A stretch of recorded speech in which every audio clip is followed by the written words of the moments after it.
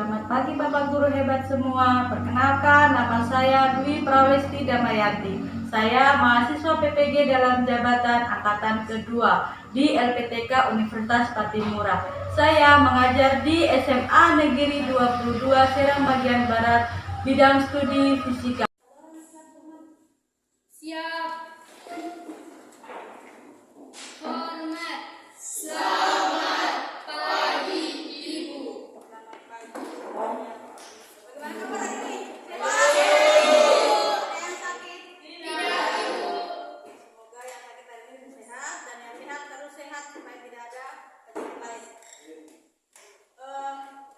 Kemudian semua alatan semua siap toh? Siap. Sebelum kita mulai pelajaran kita di pagi hari ini, marilah kita berdoa menurut ajaran agama dan keyakinan kita masing-masing. Berdoa, mulai.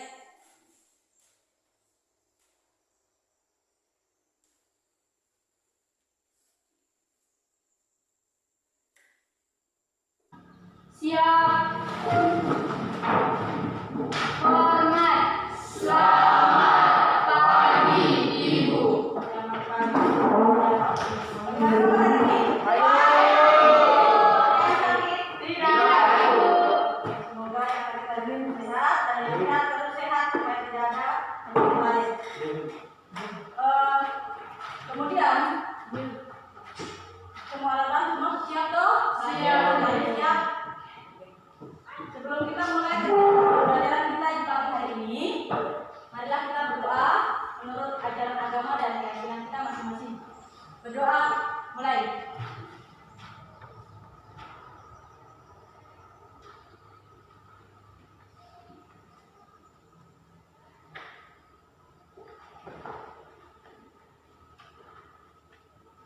Berdoa selesai.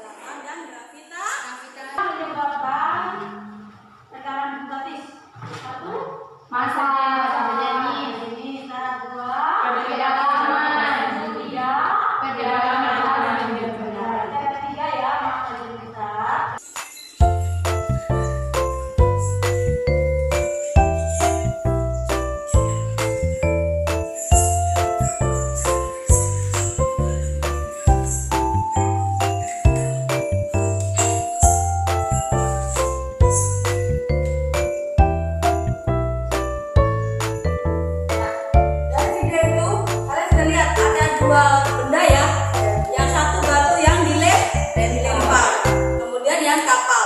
Kemudian saya tanya dulu, kenapa batu yang kecil itu kita lempar ke dalam air, dia tenggelam? Nah, masih jenis batu. Kemudian kapal yang lebih notabene lebih besar, terbuat dari besi baja, otomatis masanya lebih besar daripada batu ya. Kenapa sih bilang aku? Bahan pembuatannya kapalnya bahannya tetap sama, yaitu dari besi baja, tidak ada berubah, ya kan? Iya. Otomatis besi dan baja itu lebih besar masanya daripada batu. Nah, kenapa bisa seperti itu? Nah, masih ada pertanyaan seperti itu. Oke, dari video yang tadi saya cantumkan, maka kita hari ini akan belajar kenapa bisa terjadi seperti itu. Oke, kegiatan kita di pagi hari ini dengan tujuan pembelajaran itu kalian harus bisa mendeskripsikan hukum Archimedes dalam kehidupan sehari-hari. Kemudian yang kedua, menghitungkan sejenis suatu benda pada pencapaian hukum Archimedes. Kemudian yang ketiga, menganalisis peristiwa mengapung, melayang, dan tenggelam. Nah, yang nomor 3 ini pada pada percobaan yang kalian akan coba pada uji coba berikut. Dan 3 tujuan pembelajaran ini kita harus capai hari ini supaya kalian bisa mengerti kenapa besi tadi yang terbuat besar berbentuk kapal dia bisa mengapung, bukan tenggelam. Sedangkan batu yang sekecil ini pun kalau kita lempar tetap dia tenggelam. Oke. Sekarang kalian lihat, amati gambar yang ada pada layar. Mana yang melayang, mana yang mengapung, mana yang tenggelam? Gambar pertama itu apa? Tenggelam yang pertama. Kedua itu melayang. Ketiga itu mengapung. Pertanyaannya, dari 3 gambar ini dia bahannya cuma 1, telur. Kenapa telur pada gambar pertama ini dia tenggelam, gambar yang kedua ini dia melayang, sedangkan yang terakhir dia terapung. Padahal jenisnya sama, yaitu telur. Kenapa dimasukkan dalam air? Dia bisa melayang, bisa mengapung, dan bisa tenggelam. Oke, kalian amati. Kira-kira kenapa itu seperti itu? Ya, kalian amati dulu. Kenapa bisa seperti itu?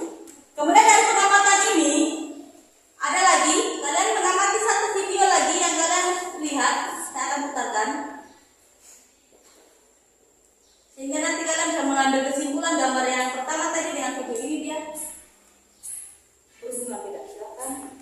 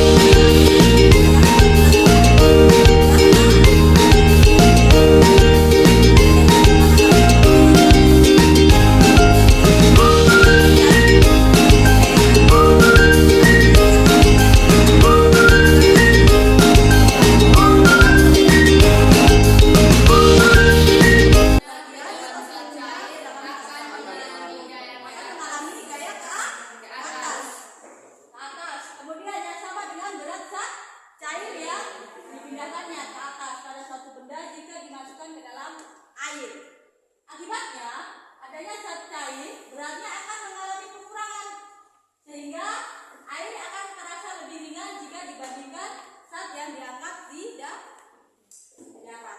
Contohnya apa? Tadi yang saya bilang telur. Telur itu kalau kita taruh di dalam air, kalau yang telur segar itu pasti apa?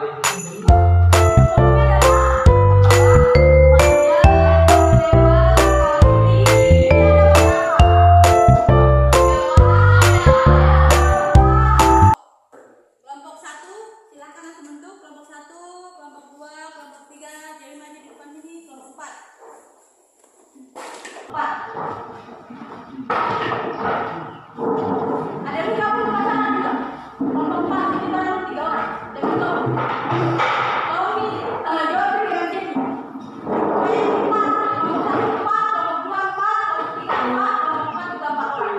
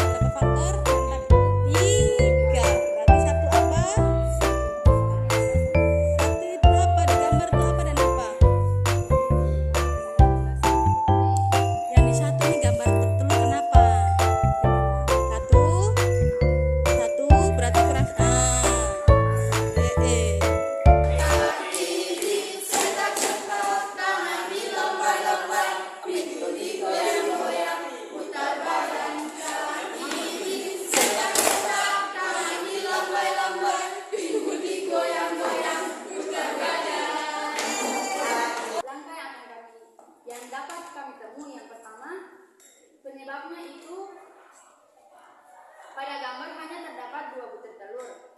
Kemudian yang kedua, dari kedua telur tidak ada yang memiliki massa jenis dan massa benda yang sama, sehingga telur tidak bisa melayang. Yang ketiga, namun dari telur yang tenggelam atau telur yang segar tadi dapat kita buat melayang dengan cara memasukkan garam secukupnya sehingga menyetarakan massa dari keduanya, yang dapat menyebabkan telur itu melayang. Kemudian hipotesis harus menggunakan telur yang segar, sebab dari telur yang segar kita dapat mensukseskan hukum Archimedes. Ketika hukum Archimedes itu dapat diwujudkan dengan menggunakan 3 telur yang segar, karena untuk menciptakan telur yang tenggelam, maka telur yang segar itu ketika dimasukkan dalam air bisa tenggelam karena massa benda dari telur tersebut lebih berat atau lebih besar dari massa jenis air, sehingga otomatis ketika benda itu dicelupkan maka benda itu akan tenggelam. Lalu bagaimana untuk bisa melayang? Ketika telur segar itu dicampur dengan garam secukupnya, maka telur itu akan melayang sebab massa jenis dari benda dan massa jenis air itu sama. Yang ketiga, bagaimana jika mau membuat telur itu terapung? Dengan cara memasukkan garam lebih banyak agar massa jenis cair itu lebih besar daripada massa benda. Maka dengan begitu telur itu dapat terapung. Kita masuk pada hasil dari percobaan 1. Yang pertama, kita disuruh untuk mengisi wadah dengan secukupnya, dengan air secukupnya. Yang kedua, setiap kelompok membuat percobaan mengapung, melayang, dan tenggelam masing-masing. Yang ketiga, percobaan dengan alat dan bahan yang tersedia. Yang keempat, memasukkan hasil pengamatan atau hasil percobaan ke tabel pengamatan. Yang kelima, menyimpulkan hasil pengamatan. Nah, baik teman-teman, seperti yang telah kita lakukan bersama, kelompok kami dapat menentukan bahwa yang pertama untuk mengapung itu nama bendanya bola, pingpong, dan juga kertas. Yang kedua untuk melayang itu ranting, dan yang ketiga tenggelam itu telur dan batu.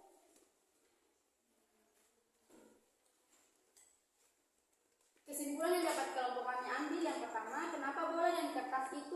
mengapung karena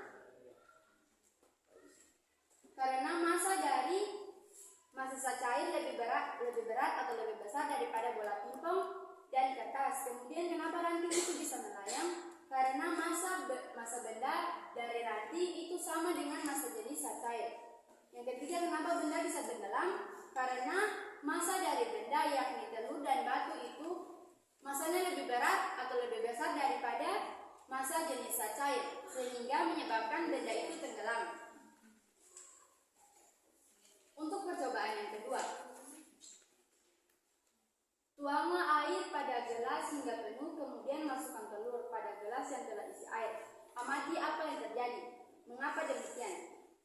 Otomatis ketika kita mencelupkan telur ke dalam gelas, yang terjadi itu telur itu tenggelam.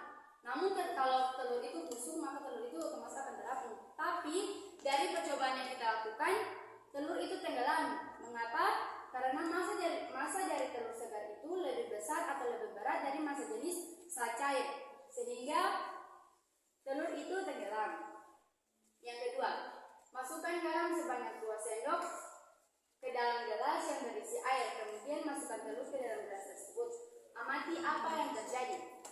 Mengapa demikian? Otomatis air yang sudah dimasukkan garam berbeda dengan air yang belum dimasukkan garam. Air yang telah dimasukkan garam sebanyak 2 sendok mengakibatkan telur itu melayang. Mengapa demikian? Karena massa telur sudah sama dengan massa jenis cair. Garam itu menyamakan massa dari benda sama dengan massa jenis cair. Yang ketiga, masukkan kembali garam sebanyak 4 sendok. Jadi jika ditotalkan, garam yang dimasukkan dalam 1 gelas itu 6 sendok. Kemudian apa yang terjadi? Mengapa demikian? Otomatis telur itu akan terapung karena dapat kita lihat bahwa massa jenis air yang sudah dicampurkan dengan garam itu lebih besar dari massa benda, sehingga menyebabkan massa benda tersebut dapat terapung. Karena seolah-olah benda itu menjadi ringan dan air yang ditanya V, otomatis rumusnya berubah menjadi V sama dengan V sama dengan F dibagi rho kali gravitasi. Dari 5 Newton dikurangi dengan 3,2 Newton itu 1,8 Newton. Hasil dari 1000 dikali dengan 10 ribu kilogram per meter.